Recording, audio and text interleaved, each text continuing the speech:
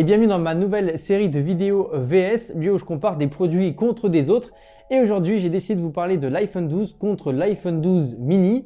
J'ai déjà eu la chance de les tester dans des vidéos, donc juste là. J'avais hâte de vous faire cette présentation et cette confrontation des deux produits. Et on va commencer tout de suite en parlant du design.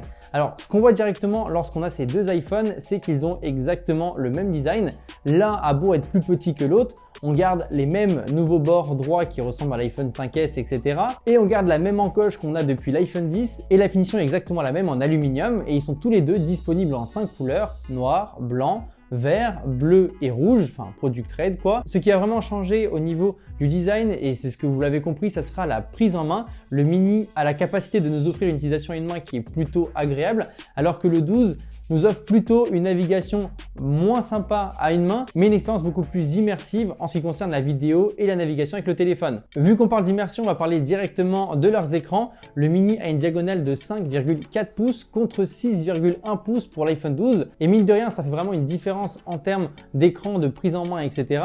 Et si vous êtes comme moi et que vous êtes habitué à regarder des vidéos sur votre smartphone, les deux écrans sont dans tous les cas de très beaux écrans.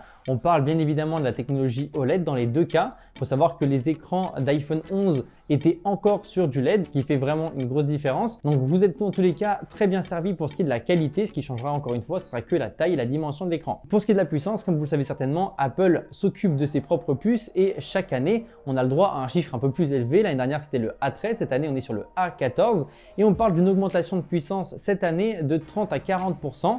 Alors déjà que la puce A13 était déjà très puissante et faisait largement le travail au quotidien, la A14 est meilleure. Alors au quotidien, on voit aucune différence. Mais par contre, pour ce qui est de la longévité, on est sur quelque chose d'un peu mieux et on sait que dans 5 ans, on pourra commencer à avoir une belle différence. En tout cas, ces deux iPhones sont très puissants et ont la même puissance et ils possèdent tous les deux les mêmes normes 5G. Vous savez certainement, les deux iPhones sont vendus sans la prise secteur et donc vous pouvez toujours vous munir d'une prise secteur que vous aviez avant ou d'une fast charging. Les deux acceptent du fast charging jusqu'à 18 watts. Ils proposent aussi la possibilité de charger sans fil et également en MagSafe. Et on peut constater que l'autonomie de l'iPhone 12 est légèrement meilleure que celle de l'iPhone 12 mini. On peut tenir facilement une journée avec les deux téléphones, mais c'est vrai qu'en utilisation très intensive, comme ce que je fais par exemple avec les jeux vidéo, du montage et même un peu de retouche photo sur mon iPhone, je peux tenir jusqu'à à peu près 20 heures avec mon iPhone 12, alors qu'avec mon iPhone 12 mini, à peu près vers 18h, 19h, peut-être plus 18h quand même, il commence à me lâcher. Donc on voit quand même une différence en termes d'autonomie.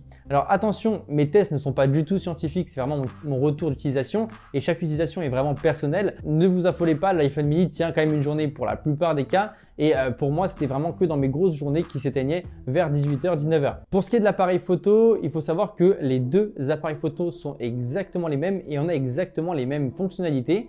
Alors que ça soit en photo et en vidéo, c'est la même chose. Les deux sont excellents et c'est à mes yeux les meilleures caméras du marché. Pour ce qui est du prix, sachez que les deux sont disponibles au même niveau de stockage et vous devrez payer 100 € de plus pour avoir la version plus grande, le 12.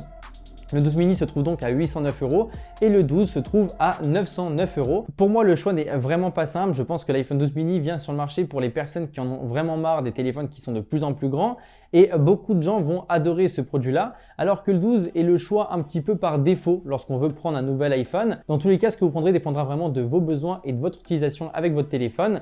J'espère en tout cas vous avoir aidé à faire un choix. Salut à tous, c'est André Martin.